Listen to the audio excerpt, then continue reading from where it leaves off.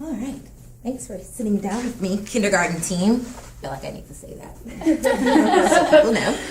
This is the kindergarten team at Thompson. And yes, we're all supporting today. Just you are. And they've graciously agreed to sit down together and talk about what we're going to do as next steps with our Kathy Richardson data. So you may or may not be finished doing the assessments for all of your kids, but I see pretty much from everyone that you guys have started to place where you feel like your kids are. So let's just kind of talk in general about overall kind of what are we seeing with our classes. I see with them, a lot of them like can count, but just like they don't touch the objects to move them.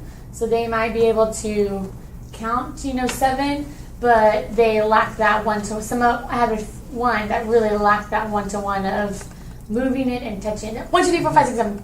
I'm like, no, like let's go a little bit slower and taking their time when they did it. I have like a huge gap. A lot of them can do it. Like they can, and it's in a pile, and then they move it one at a time and count, and they put it in a perfect line, and that's awesome. And then I have some that can do it, but then they just kind of push it out as they count, or they push it into a new pile, or they just try to count it in the pile. So maybe it's like the keeping track of it is what's throwing them off. So they have the one-to-one, but they get lost somewhere keeping track of it. I think, and then they confuse themselves. So like, well, did I count that one? Because I didn't move it really. But so far, I have no one who hasn't been able to do 1, 2, count to 7. So far, everyone's been able to do it. Okay, perfect. Yeah, I'm saying the same thing, and I'm getting a lot when I do test them and I keep going higher to see what they have. They're getting lost in the teens and they're skipping numbers. And I'm getting the one-to-one, but I'm getting the one-to-one double. So they'll count the same one over and over again because they don't move it, The keeping track thing. It's very consistent across the board. And I have a lot that can do it with ease, but sometimes they're rechecking themselves. They're not sure of themselves. It's a confidence too, I think. When first go around with testing and everything, I think the confidence isn't there. That's such a good don't really point. know how to organize their thoughts, the organization of it. And they don't know what really we're expecting of them. We just like put it on the table and we're like, here you go, how many, and blah blah. And then you kind of have to, kind of give them those baby steps. And like you can touch them, and they're like, oh okay, and then they like kind of look at you as you're doing it. Like, I have a lot of friends where I'm like, just take a guess, make a prediction. How many do you think? And they want to just jump in. And they're counting with their mouth. And so I'm like, no, just take a guess. And he's like, but I don't want to be wrong. It's like, well, it's okay. I just want your guess that you're giving me. And then he'll do it. And I had one that cried whenever he didn't get it right. So I had a friend who guessed and only counted up to her guess. Like when I went higher, or with one of my friends, she guessed 10 for 7. And so she got to 10, and she saw that there were more, or whatever. She got to 7, and she looked at them, and I looked at the pile, because she was moving them, and and then she just kind of looked at me, and she goes, I go, well, is there more? And she goes, yes. I go, well, count them. And she goes, and then she kept going. So it's that expectation, not knowing, do you want me? Because like what you were saying, they might be wondering, should I be rechecking it? Maybe she wants me to recheck it, so I'll count it twice. Yeah. So that's kind of definitely teacher discretion of you guys are getting to know your kids, so you can kind of see, is that just something that they think I'm wanting them to do, or can they actually do it independently? So that's, that's kind of back and forth. What about you, Donna?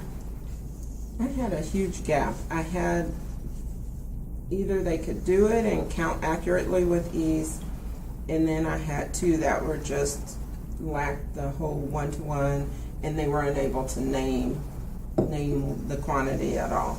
Okay. So it was 1, 3, 4, 5. They knew that it was a name, but they didn't know which one it was.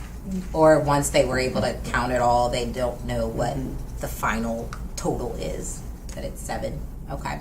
Well, overall, it's looking really good. Like the majority of your students are able to do this accurately and with ease. It's a timer for a nurse. Time to go to nurse.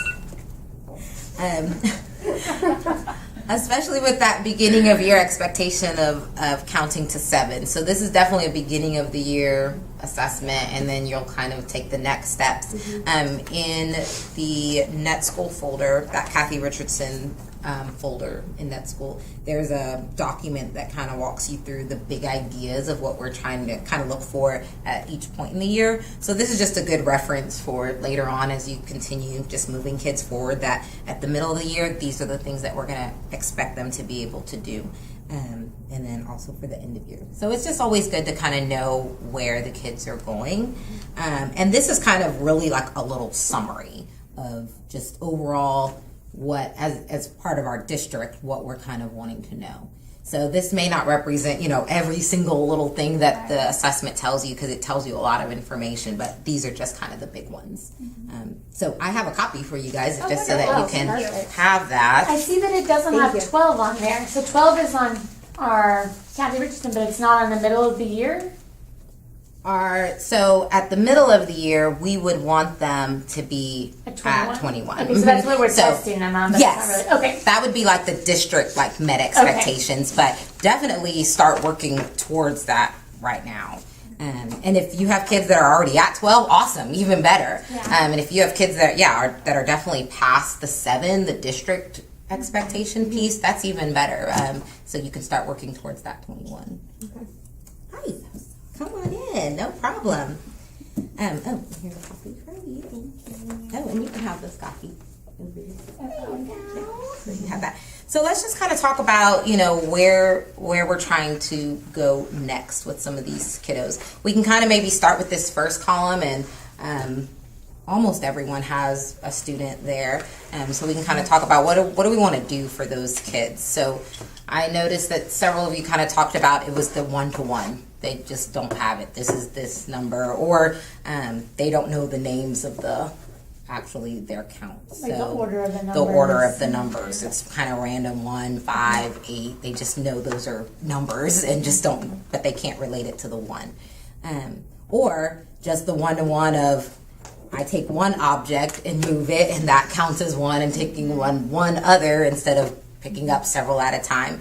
So in this book here, and this is the actual assessment book, where the assessment comes from, it actually has in here the summary sheets that you guys use for each of your kids. And then what's nice about this is in the back, it kind of lists, so for task 1 that you guys did that we're having you report, it kind of lists if you have kids that need instruction. So that would be definitely this first group of kids that they're lacking that 1-to-1 or unable to name the quantity. It lists activities that you could do with them. There are always teacher-directed activities, and then there are also independent activities. And one thing that I kind of thought about and that I've also seen other people using is the independent activities could be something that you do as a fluency station for them. So when they finish their task in their student journal from Stepping Stones, then they know that this would be an activity they go to right after. So it's still something that they could be practicing every day, but it's individualized for them. But it references what the activities are here, but they come from this book. And I know Donna has a copy, and there are usually more copies on the campus. Several of the campuses have found them in their professional library, or do you guys have more? Have you seen this book? I haven't seen it. Okay. So I bet there are more in your professional library that you guys could definitely check out, but these have the actual activities. So in here, it talks about some independent activities. If we're just kind of talking about the kids that they weren't even at 7 yet, which is what we reported here, it lists 3 activities for just the needing instruction piece that they're just struggling with it.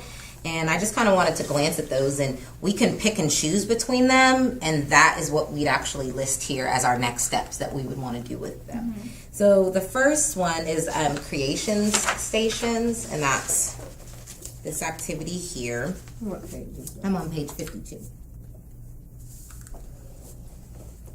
And so in this one, and it always gives you a little blurb of what the kids are doing, the materials you need. And what's nice is that all the black line masters are in the back. So everything you need, it's already in this book for you. So basically in this activity, this is that practice, and it kind of even tells you that this would be a good activity for anyone that needs practice in the one-to-one correspondence and the matching. And so I think everyone said that they kind of have kiddos that would definitely benefit from something like that. So basically what the kids are doing, they're using connecting cubes, and they see an image and they're recreating it, and they're doing the counting with it. So the Black Line Masters, that's at the back, page 7. Okay. So you would just actually just make the copies of this, and you could put them in a sheet protector or laminator or whatever, and then just have the cubes there with them. So they're trying to duplicate this. The one thing you would tell them is that this is laying down on the paper, but you would want it to be standing up to actually make it Be an animal. Exactly, be the animal or whatever it is. But it just helps with that, the one-to-one piece, one-to-one matching. Too. Oh yeah, especially kinder. Yeah. Making an animal. Oh yes, it's Black Line Master, page 7.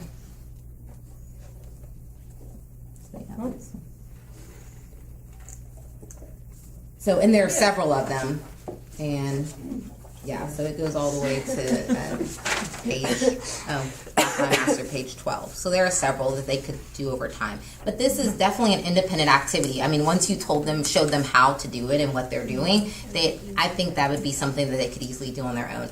Also, if you wanted to do it with them the first go around, and one thing that the book always recommends is having someone there to kind of listen to them count.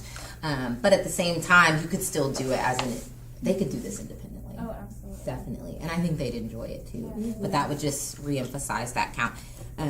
So that could be something as a next step for those that are struggling with the one-to-one. And even with this one, the practice of they just need additional practice with that because it's just inconsistent. Another one that it recommends is the covering the dots. I really like this one. It's this one right here. So they see a dot page, which is page 14. Wait, did I read that upside down?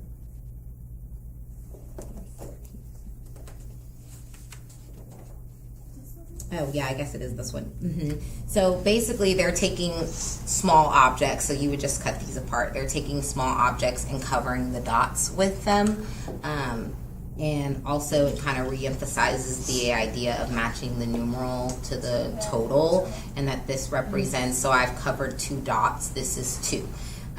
Which seems like something so small, but then being able to name the amount when they finish counting, it's that cardinality idea that's really important, because they might be able to count 1, 2, but then if you ask them, so how many do you have? Some kids have to stop and think about that. Oh, well, that means I have 2. The last number that I said represents my total quantity. So this would just be another good activity to do with them. And I want to say there are others in here. Oh yeah, it is. There are others that they could just do where it's like bigger dots, so they could actually put like connecting cubes or buttons or teddy bears, whatever kind of object you could use to actually cover the dots. And that just goes back to that. There's 1 dot, I would only put 1 item on that. So it's just that one-to-one correspondence again. So if you feel like some of your kids could really, that's again another independent activity that they could do during their fluency time, that you wouldn't necessarily have to sit with them the whole time to have to do it with them. And then the third one that it recommends is this counting with number shapes. So that's this one here. So this one is kind of like with some arrangements, and there are multiple levels where you can associate numerals with it too. So that might be a good one even for some of this middle group too. And let's see, this one, let me just go to the right page so you can see it.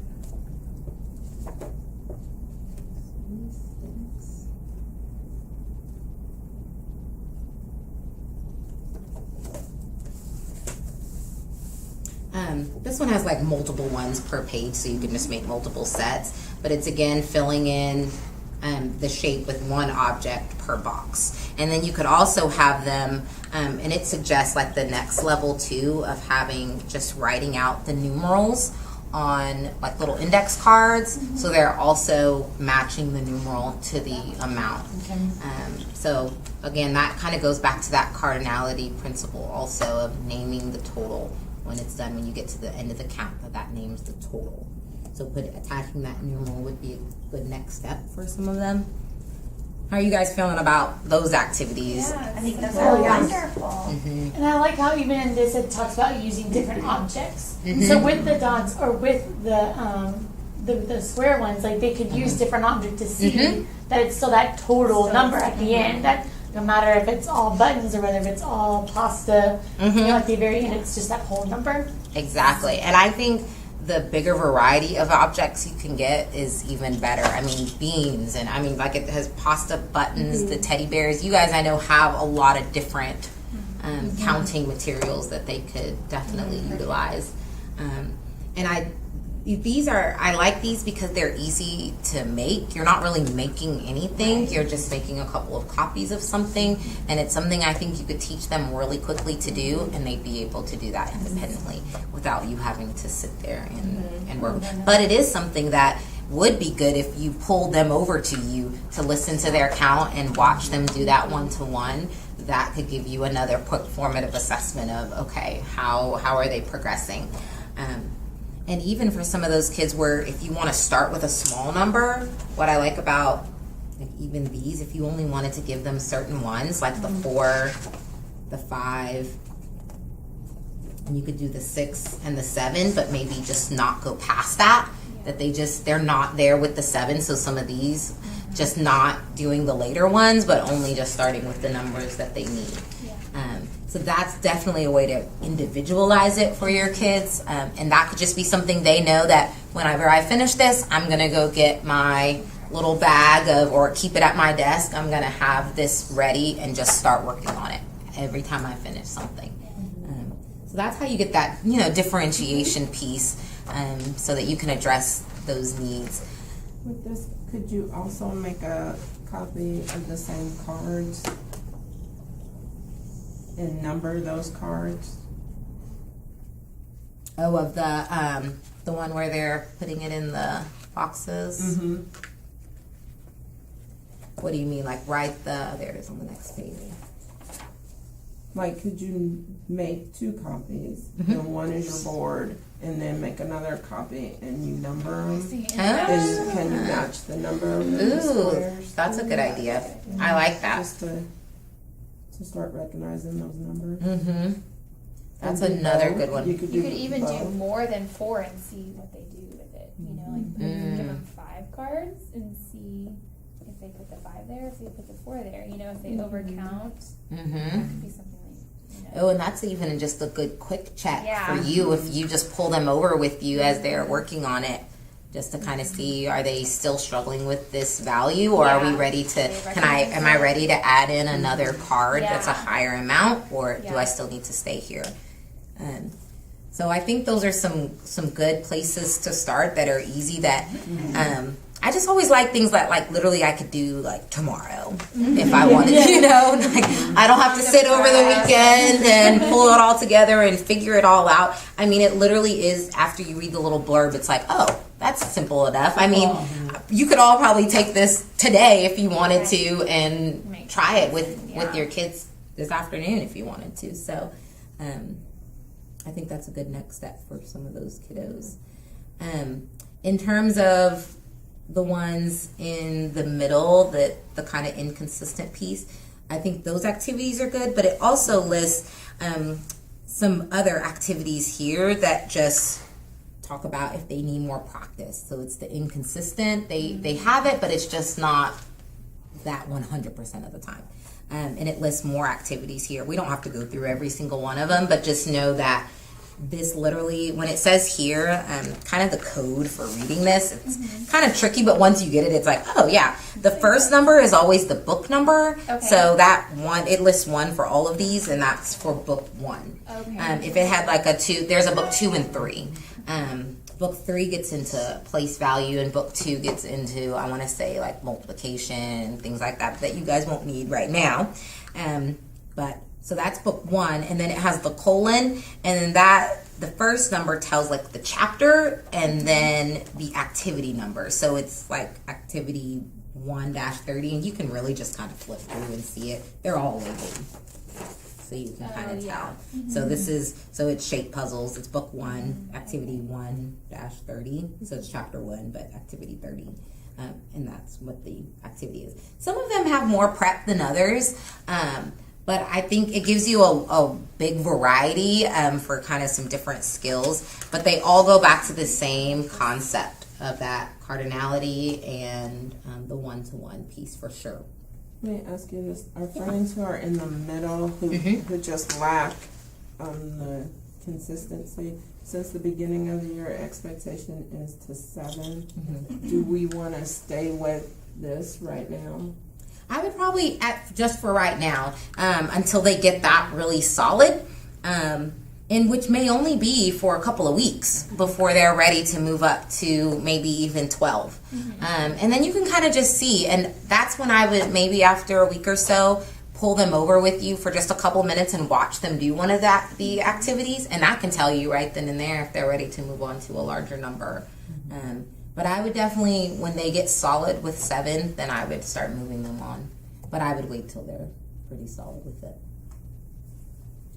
You guys think? You all kind of feel the same way? Or Yeah. This is definitely a collaborative thing, but and then so you guys can kind of look through some of these activities, and they're all in here too. I mean, even if you don't have this book, you can always, it tells you once you read it kind of what concept that it emphasizes.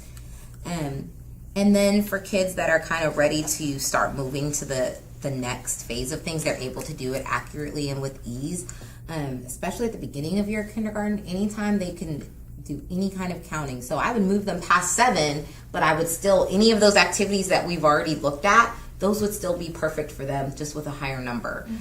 Because we want them to just be, they might be solid to 7, but let's see where they are with 12 and then with the 21. So kind of moving them forward with their counting.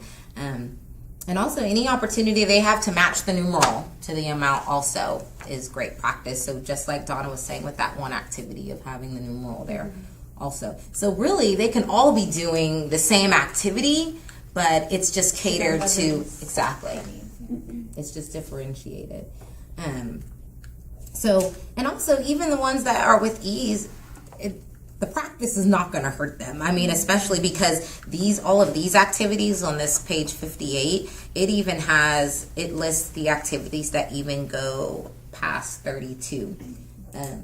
So anytime they can get higher and higher with that count is a definite good idea. Well, the thing is too, like we also want to, how like with fluency for counting, like some of my kids just do it really slow, like 1, 2, like they're, so that would still be, how, as far as fluency goes, do we want them to be counting? Like 1, 2, 3, 4, or does it matter with their fluency? Like when it comes to kind of this, does that make sense? Right. With fluency, we do want it to be fairly quickly, but you also over time you kind of get to know the ones that are really like just slow workers, like just slow in the sense like they walk slowly, they talk slowly, you know what I mean. So, but because we all do have those kids that like they do everything slowly. So when we say with ease, for that one student, that is with ease because they do everything slowly.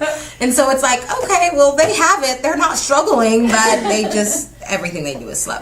But if it's a student that, they could fairly do everything at a fairly normal pace, then I would expect it to be pretty quickly that they can count. Because the idea is as they get into larger and larger quantities, if it takes them forever to count to 7 and it takes this long, whenever you get past that, you're just going to be sitting there waiting for them to, like, golly, I know they know it, but this is torture for all of us. Well, and some of that, I don't know if it's because they're like really trying to think of that number that does come next, or if it's so. I guess it's not to figure out more of my kids if they're really struggling to find that next number, or if they're just that slow kid that just really is perfection on their line and perfection in their. Would it be okay to like maybe time them? I mean, I don't know. I mean, because I know we did that in reading a little bit, but I mean, would that be too terrible to? Maybe for your own purposes, Yeah, maybe that's not, okay. with them, but just so you can kind of see. I mean, I don't see a problem with that. It just all depends on how you use it. But yeah, if you're seeing like a student is really just, it's meticulous and they're taking a long And they're time like to looking name at the you number, like 1. then they're probably having to Two, search like for. and so They're that's probably why I having to was- search for it as if they're counting that slowly. That's what I would think. So to me, they would fall in the needing more practice. They just need to keep the practicing the count because their confidence will go up because they're familiar with that number, and when they get there, they feel really confident with it. Then they're able to move on to something even higher. Because if they really do know the numbers, they can do it fairly quickly. But that would just be my concern is if they're moving that slowly now, then as we get into higher and higher numbers, then it just becomes a real struggle. And it's hard to just sit and watch. It's like torture. Like, come on, just, okay. But if that means they're probably having to really think through every